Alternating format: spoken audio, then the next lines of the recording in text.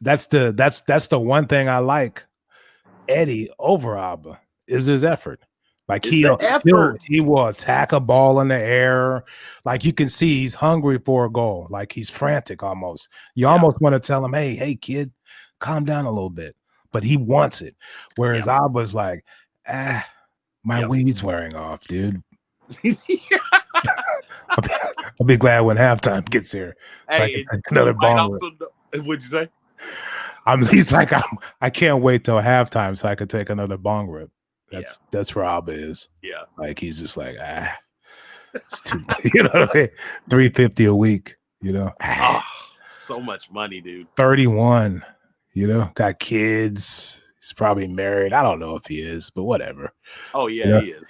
Of course. You know what I mean? It's time. It's time to settle down. You know, ride it out. It's time to make sure when I'm running out there that I don't blow out a knee, right? Twisted ankles. So let me not run too hard. Right.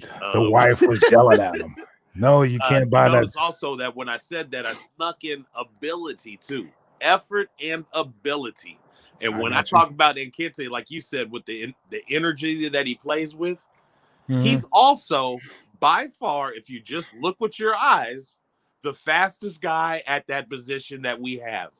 When he goes to close down the goalie with the ball and stuff like that, like if he just goes on a sprint, he's faster than Abba.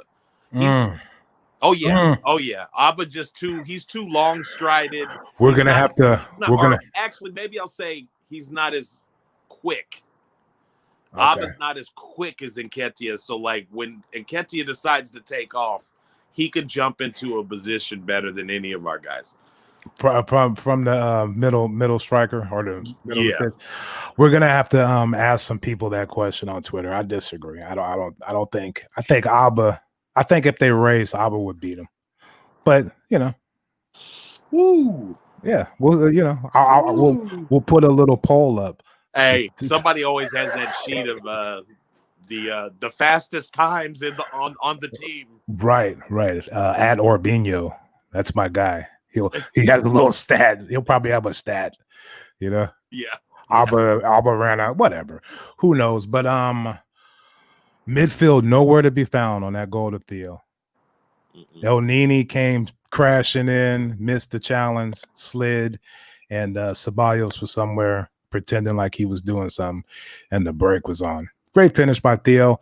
Leno way off his line, not his fault. Just I just noticed shit like that. Soft balls, but whatever. That's our keeper. Giving the ball away way too easy in the first half. Just sloppy. That's coaching. That's practice. That's what do we? Yeah. I just like I try so hard to not like just ride Pepe on every little thing because everybody gets mad at me. Everybody's gonna come away with today's game saying Pepe played a pretty good game or something. But I don't see it. I don't see it. We can't get the ball to him. We can't pass the ball to him to his feet and let him try to do something. Like he can't even get the ball throughout the game. He took a few good shots when he was wailing, coming way deep in the middle of the pitch, like way inside. He took a couple good shots, but for throughout the game, there's nothing going on. Nothing. We never try to like throw one up top to him. Nobody tries to spot his runs. You can see him throughout the game making good runs.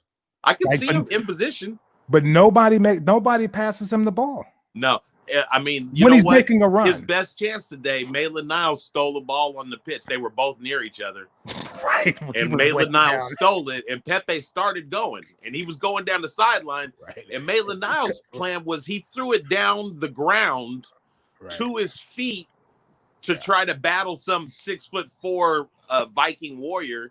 Right. Where I was like, it seems like Pepe should be able to just outrun that guy. Why don't we just put that up over that guy's head? Yeah. It's just like our choice, or I don't know. Does Pepe say that's where he wants it, or who knows? But I don't know why that's the choice, but it's impossible to get him the ball. It's just like we can't pass him the ball. I mean, but there's a lot of pitch. There was a lot of pitch Yeah, left. It was like, I know just put it on down there in the corner. Pepe, I'll run the guy. that, but either way, like he can't just come back and get the ball. I'm not talking about like that. You're absolutely right. Yeah, put it in space, let him run and get it. But throughout the game, like he's not consistently getting touches. I know. Like he can't do what Saka does on that other side. Like we can't get him the ball so that he can do something, put in a cross, go on a run. He can't. I mean, he's not better than Saka, dude. Listen, Seriously, man, I'm so torn. This is the Pepe problems. Like I just don't understand. Pepe. But I'm gonna tell you the difference between the two of them is passes into Saka. If they're not forward passes that he'll run on, he will take the ball and turn on somebody fast. So it's just more direct play down Saka's side.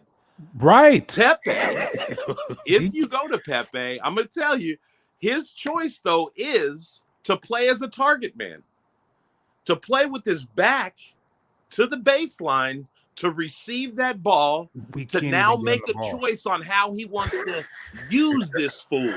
I'm going to now use this guy. Well, I completely agree. A year into this, Pepe, you're not using nobody. I completely agree with that. Anybody. Completely agree with that. But he can't throughout the game get the ball. Come and get the ball.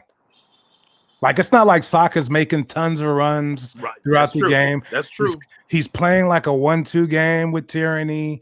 You know what I mean? He's in the little pockets of space and around the middle. Sometimes he slides inside and Tierney goes out. And there's an option to get him the ball throughout the game. But I mean, we can't get anyway. So I don't know what I just don't. I mean, I just feel like even if you guys don't, even if the Pepe fans don't want to blame it on Pepe, let's just blame it on the whole experiment. It's not working. It's just not working out really. I don't care if you guys want to throw out the stats to me that he's created more chances than anybody. You know what? That's on a team that's dog shit. And the best player on a team that's dog shit could still be dog shit. But he's our 70 million pound dog shit. And that's too much. It's too much to have paid for something like this. We need to recoup our costs the best we can. I'll always scream it from the mountaintop. Every player has a maximum value. When it starts going down, it's going down. Right. Well, I mean, yeah, I've never been on the bandwagon. I didn't pretend I saw him play when he was in France. You know what I mean? I'm not one of these guys. I wait till he gets on the team and I watch him play. You know what I mean? So this is all I know is the Pepe that's on Arsenal. I'm not you know what I mean? I wasn't watching fucking, L'Equipe or whatever it's called, Ligue 1. Football matches. Just, I'm not gonna play around with it. I only watch Arsenal. Right. So here's my thing. You're a grown man. You don't have the brains to play in this team or in this league. Like you can't do what Saka does, dude. You can't be a threat over there like him. Seriously. Like you can't throughout the game offer anything but a moment of brilliance periodically. You know? Right. That's what I don't understand. Like he doesn't have is it tactics or he just doesn't get it? But he can seriously be like, fuck it, I'm gonna play like Saka. I'm gonna come back, get the ball, move around, find the pockets of space. Nothing throughout the game. Nothing. Saka is I think it boils down to Saka. It just plays way more aware of what's going on. Yes. Smart. So if he stands on the outside thinking he's going to receive the ball there, he gives that a few seconds. And if it's not working, then he looks for like another little space to slide into. Right. Let me give my guy another angle. And when you look on Pepe's side, You could close your eyes and point where he is. You know exactly where he is. The same place. Standing right next to the visiting manager. Right. Now, on the sideline. He's standing right next to the visiting manager on the sideline every single time. Now, let me ask you this. Is this tyranny have something to do with that? As far as he releases Saka up. Right. The way, you know, he reads the game and he's picking those passes to Saka, whereas Pepe has got Bellerin but I thought Maitland, you know, he did good. I mean, it was just for some reason we were like, no, we're not gonna try to get Pepe the ball. Like nothing. We don't want him to be a dynamic player and get involved and try to create shit. We don't know. We're gonna go on the, you know what I mean? We're gonna go on the left side and that's it. Like, you know what I mean?